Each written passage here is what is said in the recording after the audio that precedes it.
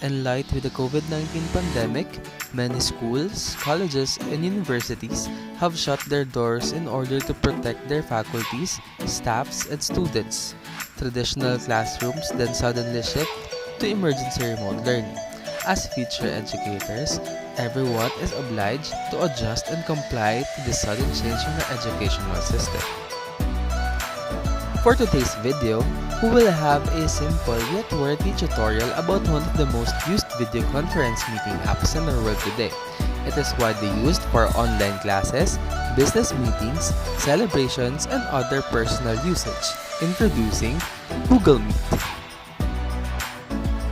In using Google Meet, you can either use both the Google Meet app on Play Store or App Store, or you can also use either the web version or the one directly on your Gmail. In hosting meetings, you can click the new meeting, then you will have three options in creating meetings. One is create meeting for later, second is start an instant meeting, or third, schedule in Google Calendar. Click whichever is applicable to your liking.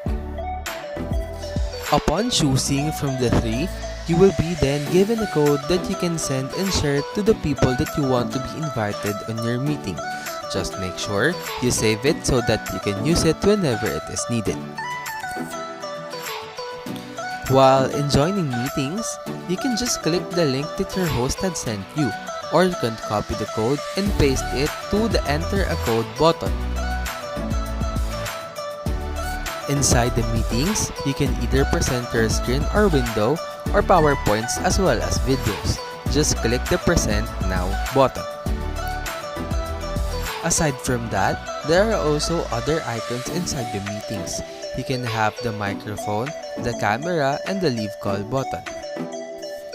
On the bottom left of your screen, you will see the meeting details. In this section, you can find the link of your meetings as well as other attachments.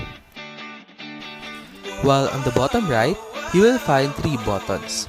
Once clicked, it will show different meeting options such as whiteboard, changing layout, full screen, captions, report a problem, report abuse, settings, and lastly, troubleshooting and help.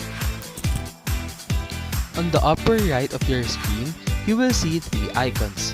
First is the meeting participants, next to it is the chat box, and on the other side is the type. You also have the option to pin anyone from the meeting so that you can only exclusively see him or her, as well as making yourself visible or not on the tile layout. That's it for today's video. I hope that you've learned something worthy and meaningful today. Until next time, bye!